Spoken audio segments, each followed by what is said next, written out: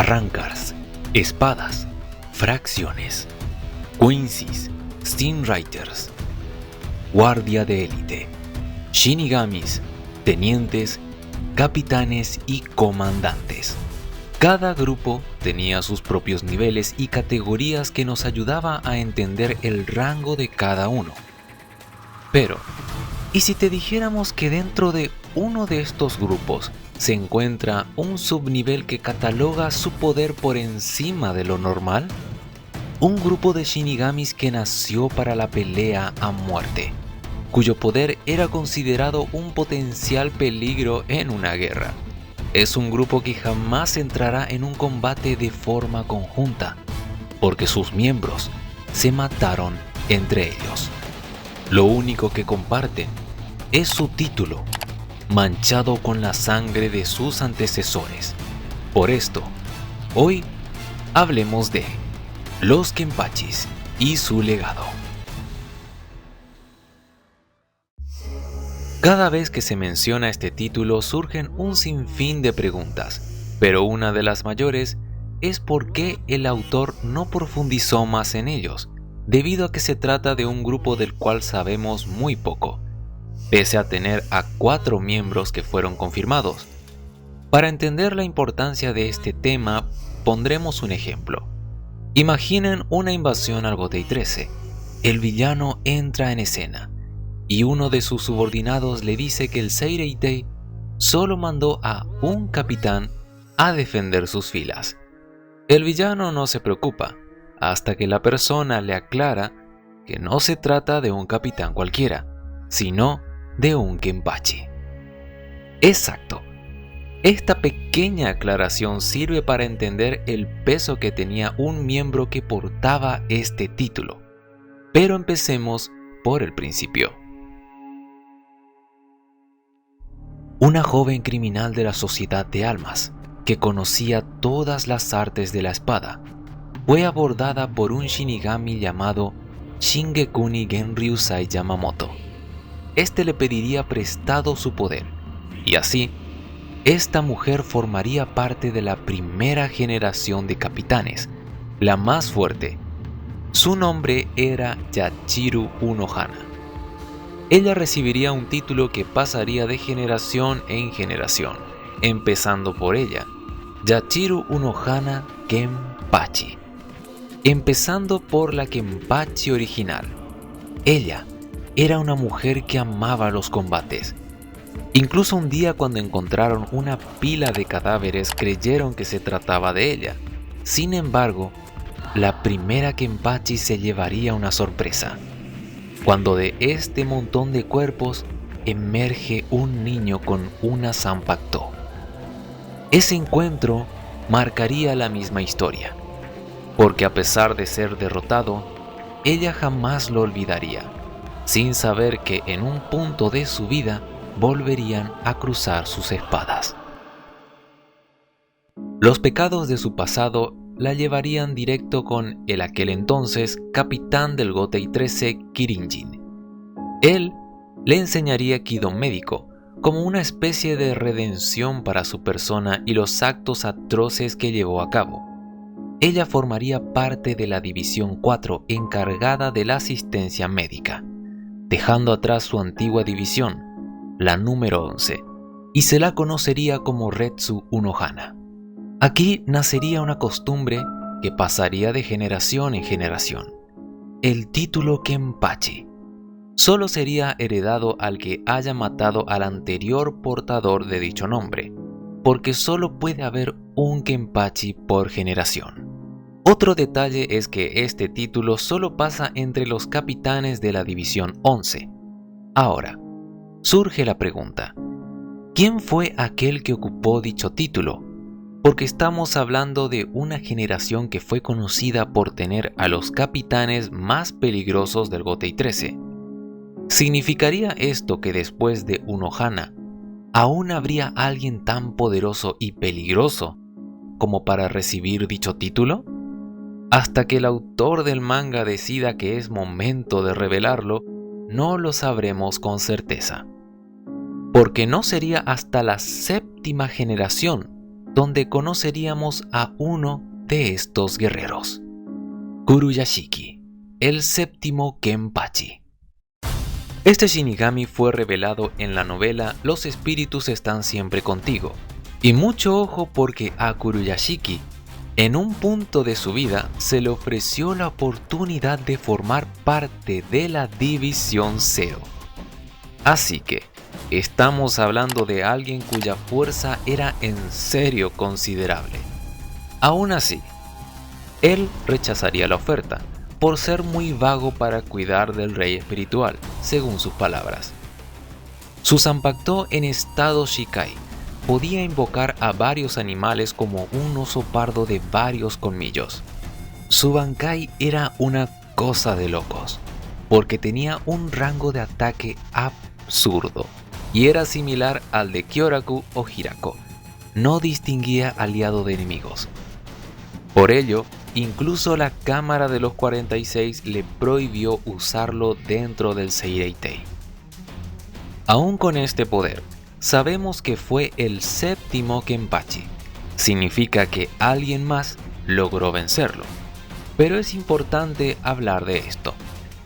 Un Shinigami lo retó a un combate a muerte frente a los 200 miembros de su división, entre los cuales estaba presente su amigo el capitán Shunsui Kyoraku.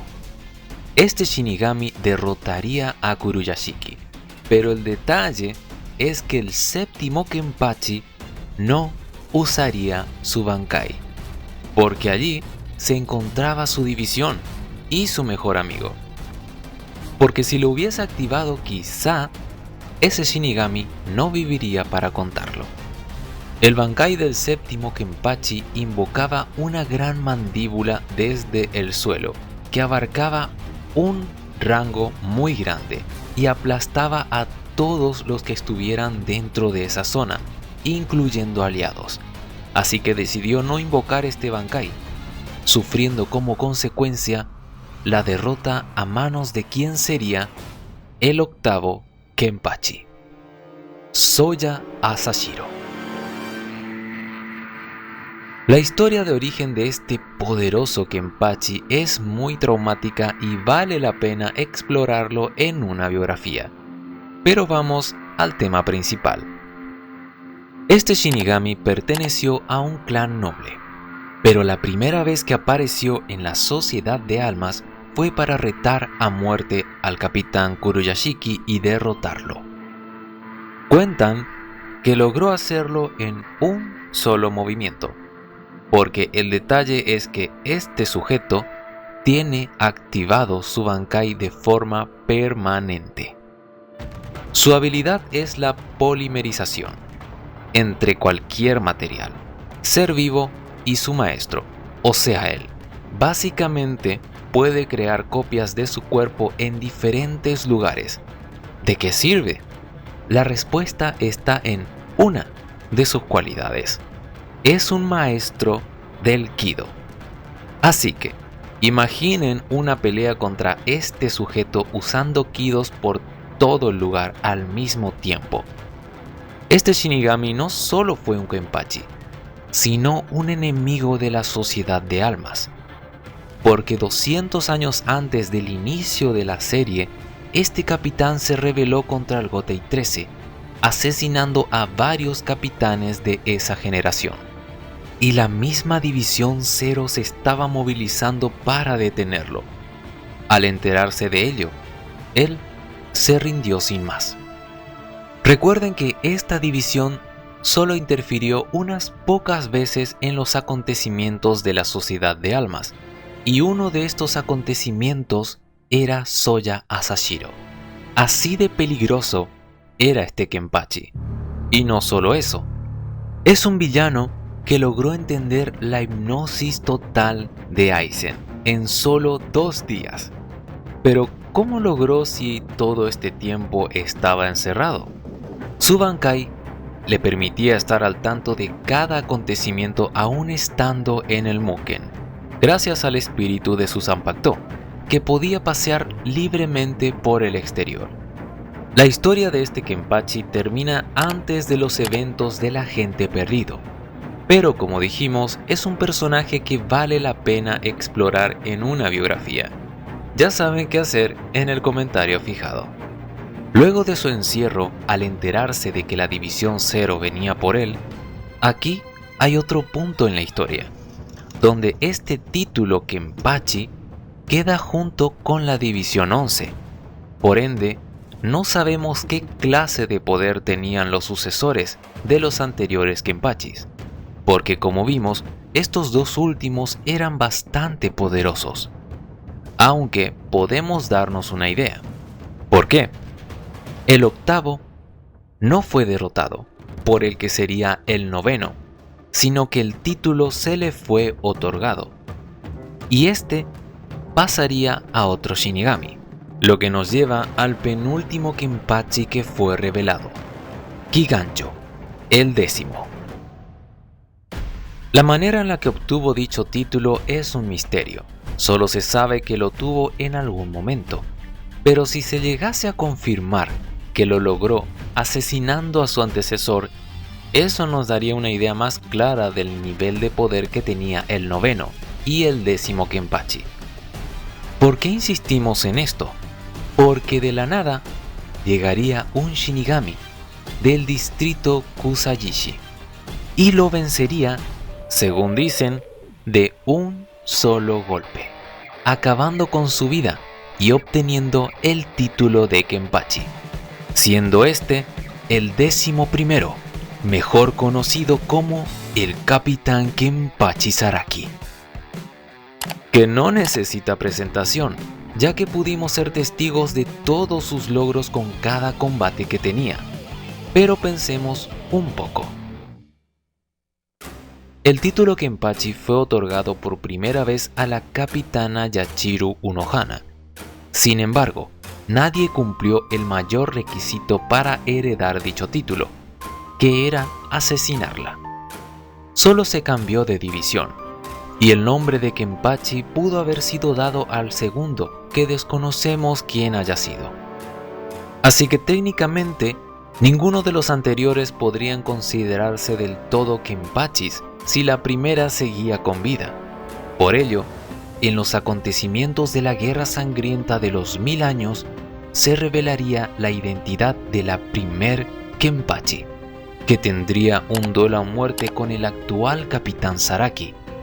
Esta pelea nos dejaría estupefactos porque finalmente cerrarían este ciclo, que inició en el primer momento donde cruzaron espadas, porque este niño era Zaraki, un niño que había sellado su poder para disfrutar del combate con aquella capitana, y que lucharían a muerte tiempo después para terminar esa pelea inconclusa. Los motivos de la lucha a muerte sigue siendo incomprendida por la mayoría de fans de Bleach, debido a que son personajes que hubieran hecho mucho ruido en los acontecimientos de la serie.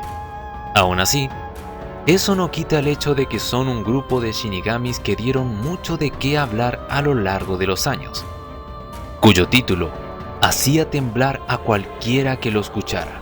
Estos capitanes fueron y serán conocidos por su legado de Kenpachis.